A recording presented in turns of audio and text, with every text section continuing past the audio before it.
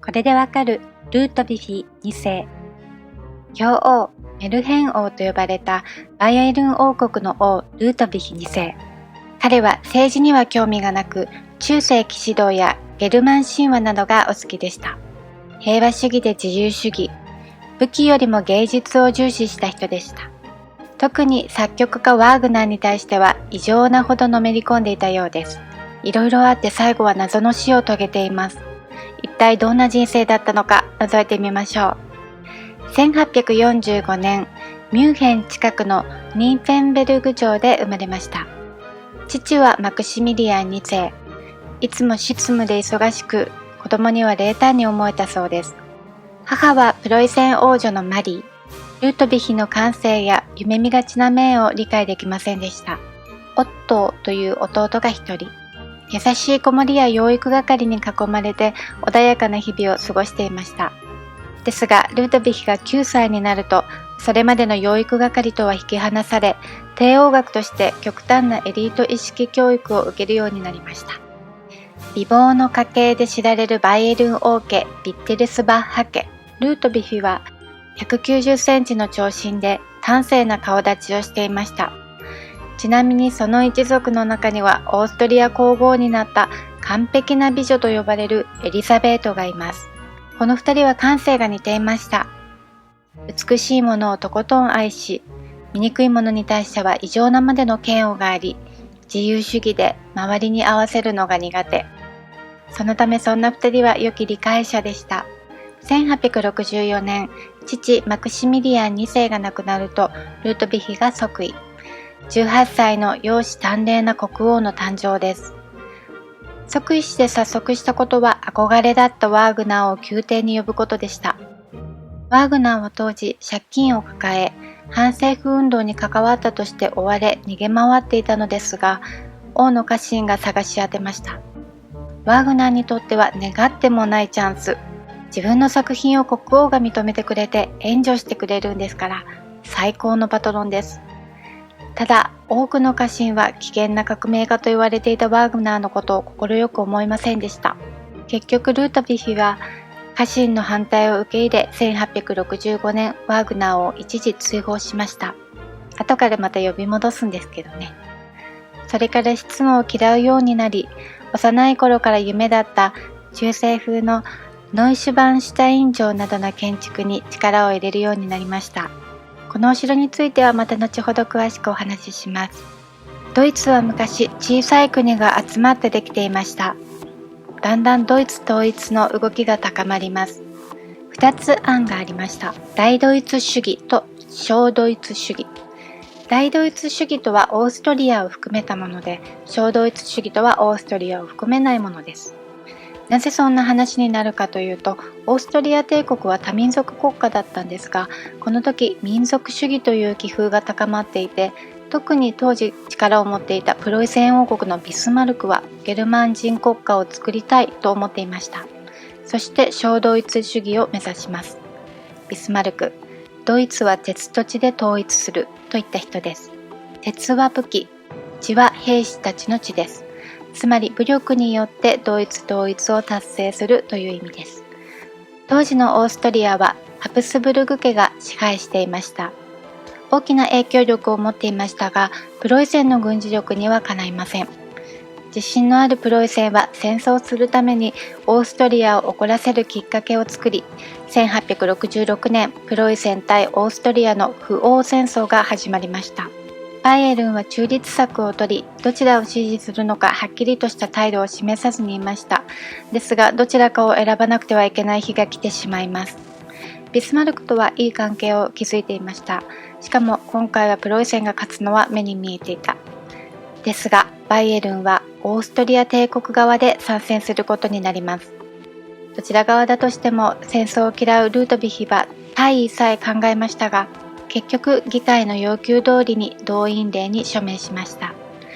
なぜオーストリア帝国側だったかは、プロイセンはプロテスタント、オーストリアはバイエルンと同じカトリックということが大きかったようです。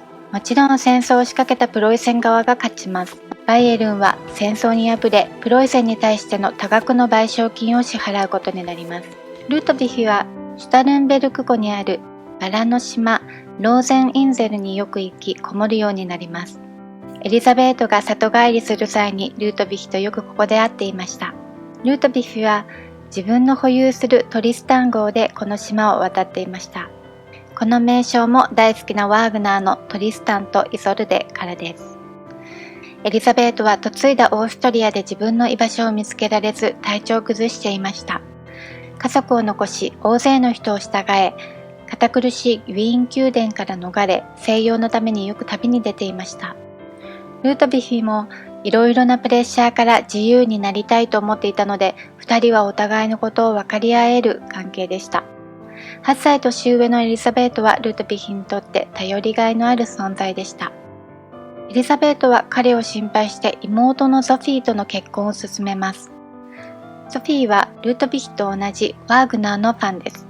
親戚なので小さい頃から知ってもいます。ですがルートヴィヒは2度も結婚を延期しました。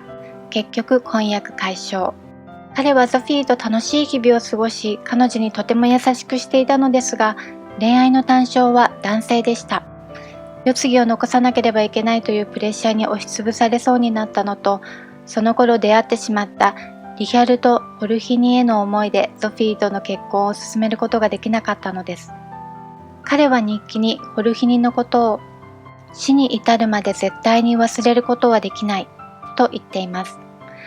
この後10年間ほど付き合っています。妹を傷つけたことにエリザベートは怒りました。彼の理解者であったエリザベートですが、どこまで知っていたかはわかりません。女性が恋愛対象にならないことに気づいていた可能性はありますが、彼本人からは聞いてなかったんではないかと思います。なぜなら彼の日記には、男性を愛せることは恥だと思い、苦しんでいることが書いてあったからです。自分で禁じては破り、禁じてはまた破り。そうこうしている間にまたプロイセンが動き始めます。今度はフランスと戦おうとしてバイエルンにもプロイセン側につくよう持ちかけます。ルートヴィヒはフランスのルイ14世に憧れていたこともあり、フランスと戦うのは辛いことでした。ですが結局また議会の要求で決まってしまいます。そうして1870年、不仏戦争が始まりました。弟のオットーはこの戦いで精神を病み、おかしな行動をするようになります。戦争はナポレオン3世を捕虜にしてのプロイセン大勝利に終わります。戦後ビスマルクはルートヴィヒ2世を説き伏せ、彼に年金を与える代わりにプロイセン王のドイツ皇帝就任を認めさせました。1871年、フランスのベルサイユ宮殿鏡の間で、プロイセン国王はドイツ皇帝ヴィルヘルム1世として選ばれ、ドイツ帝国が樹立されました。これをわざわざベルサイユ宮殿で行ったことで、ドイツはフランスにより嫌われてしまいます。王はますます現実から逃げたくなり、夢の世界の住人になります。夢だったノイシュバンシュタイン城が未完成ではありますが、住める状態になっていたので、そこで生活をしていました。おとぎ話に出てくるようなお城ですよね。ディズニーランドのお城のモデルになっています。シンデレラ城という噂もあったようですが、実際はカリフォルニア、パリ、香港のディズニーランドにある眠れる森の美女のお城のモデルだそうです。一見伝統的な建築方式で作られているように見えますが、石造りではなく鉄骨モルタル製で耐久性に乏しく、通常お城にあるはずの要塞だったり、小聖堂、墓地などがなく、ルートヴィヒの夢を実現させるためだけに作られた建物でした。それを証明するかのように、大好きなワーグナーの戯曲に出てくるヴィーナスの洞窟をお城の中に作ったり、劇場を作ったりしていました。ちなみにこのお城の建築を任されたのが建築家ではなく、宮廷劇場の舞台装置、舞台美術を担当していた画家のクリスチャン・ヤンクでした。ルートヴィヒは自分が死んだらこのお城は壊してくれと言っていたそうです。実際には取り壊されず観光地になっています。王は昼夜が逆転した生活を送るようになりました。人ではなくルイ14世、ルイ15世、マリー・アントワネットの銅像に話しかけていたという噂もあります。この頃の彼はもう昔の容姿端麗な姿ではありませんでした。120キロに太り、歯もボロボロのまま。ですが相変わらずロマンチックで、お城の建築には熱心ですし、浪費家でした。財政圧迫を恐れたバイエルン政府が首相ルッツ主導のもとに精神鑑定を行い、王の廃位を計画しました。そのために呼ばれた精神科医グッテンは、直接診察をせず調書だけを見て妄想性人格障害と判断しました。そしてルートヴィヒはベルク城へ連れられて行き幽閉されました。代わりに政治を執り行ったのは叔父の摂政ルイポルト王子でした。ベルク城に連れて行かれた次の日の夕方、ルートヴィヒはグッテン医師を散歩に誘いました。お供はなしでいいと2人だけで。夜になっても2人は戻らず、心配になった家臣たちが探し回ります。すると湖畔で2人の遺体が見つかります。グッテンは虐殺、ルートヴィヒは溺死。ここからいろんな仮説が生まれます。一つは、自殺をしようとする王を止めるグッテンに暴力を振るい殺した後自殺。二つ目は、グッテンを絞め殺し、エリザベートの実家がある向こう岸まで泳ごうとして力尽きた。